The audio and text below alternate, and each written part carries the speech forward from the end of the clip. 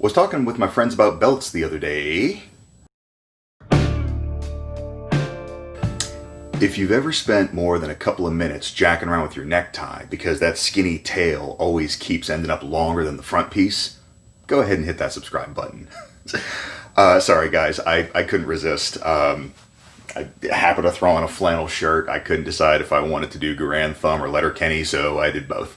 Welcome back to another episode of The Suited Shootist, and this week we are going to be talking about belts because it is something that I've touched on in an article, and I figured that I needed to stop putting it off because the enigma is going to make this almost completely irrelevant, so I wanted to at least get it out there before John dropped his new holster space magic. So when it comes to belts, there's a lot of stuff out there that is applicable and appropriate for either casual wear or for duty use, but nobody's really cracked the code yet on how to make a quality belt that will look right in kind of the dress circumstances, but still support gear. Insofar as all the purpose-built ones, the ones that I've played with have had some shortcomings. So just to kind of give you an idea, when most of us are thinking about belts, we're thinking about something like the Mastermind Tactics Specialist.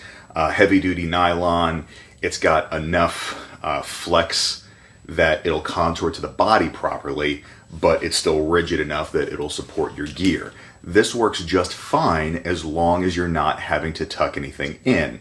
But once the belt is exposed, then this looks very much like a gun belt, and so it's not really suitably discreet.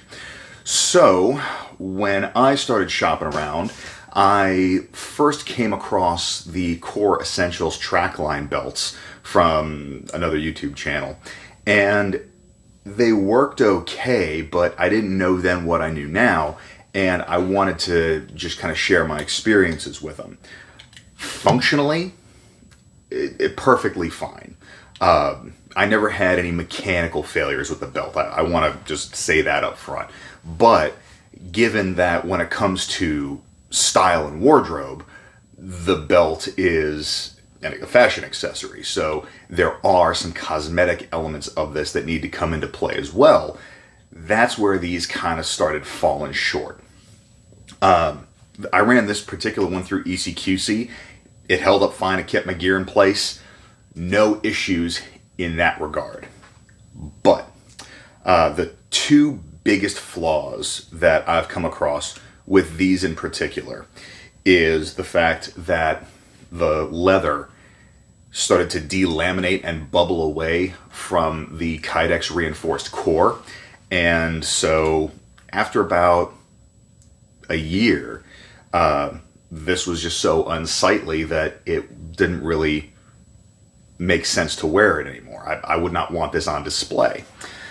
The other real challenge that I had was with the buckle. And that is because with the buckle, the tab, when you have it cinched down tight enough to cant the grip of your pistol in, presses into your body, and I was getting this weird phantom wear hole in a couple pairs of jeans, and I didn't realize this was the offending party. So if your gear is unnecessarily rough on your clothing, it's not really doing you any favors. Now, there's sharp corners on the guns and things that we kind of have to contend with, but I don't think that I should have to settle for this in my support equipment. So those are the reasons why I kind of fell out of love with the core belts. Like I said, functionally, yeah, they're fine, but from a cosmetic and aesthetic perspective, they really just don't cut it. So from there, I moved on to slide belt. Now, you'll notice this one is not reinforced at all. This is just top grain leather, and these have been holding up for me just fine. For a couple reasons. the leather is thick enough that you can't fold it over easily. It is malleable enough that when you cinch it down, it contours to the body, and so at that point the belt is going to work with the camming bar or the wing claw on your holster to press the grip in. I like the way they've done these buckles a lot better, because you've got the release mechanism is basically the entire border of the buckle plate. And so there's no sharp edges that are facing in towards the body that are going to wear through your clothing. And like I said, again, I think this was a much more well thought out design, and I appreciate that. The other thing to kind of keep in mind is the fact that the belt is really only one part of kind of the two-part system. Now, you're thinking that I'm going to be talking about the holster, but I'm actually talking about how your pants fit, because if you've got your holster and it's just hanging off of the belt, this is the only thing supporting it, then yes, this is the only thing supporting it. But if your trousers fit properly, meaning that they are cut appropriately close to the body without being overly snug, then the entire crotch panel, the front crotch panel of your pants is pressing in against the holster body, sandwiching it in between your pants and you. So you get a much higher level of security, at which point the belt is really just there to kind of lock things in place and keep it from drifting, as opposed to being the only anchor point. So it's something to consider there in terms of how you are balancing belt fit as well as pants fit. Some of the leather gun belts out there work great. I will say that personally, I do prefer a ratcheting belt system since I carry appendix. It gives me a wider degree of adjustment within a narrower span, but everybody's preference is going to be different there. This is a Galco gun leather belt that I've had literally for a decade at this point, and the only two reasons that I don't wear it anymore are, number one, the aforementioned preference for a more infinite adjustment than just the 1-inch hole spacing, as well as happily this is too big for me now. But even being as old as it is and having been through a few training classes and all that jazz, I would still be perfectly fine wearing this out in public and not worry about it looking too ratty.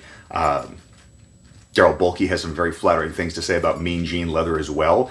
I don't have any personal experiences with the brand, but he is a self-described leather snob, and so I'm certainly willing to take him at his word for that. The only consideration that I've got is they advertise those as being really thick, and so that's kind of a concern for me, is if the leather is overly thick, I feel like it's going to be a little bit out of place in the more formal setting. So if you're talking about suits and business formal types of environments, having that big slab of cowhide around your waist may look a little disproportional, but that's going to just be a consideration. It's not a hard and fast rule.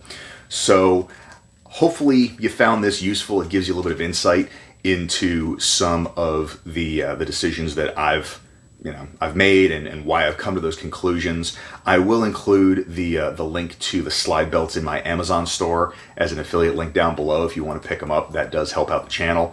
I'm hoping to be able to get into some more kind of in-depth gear reviews in 2021, so that will certainly allow me to do that. Hope everybody is staying safe. Have a great week, and I will catch you next time. Take care.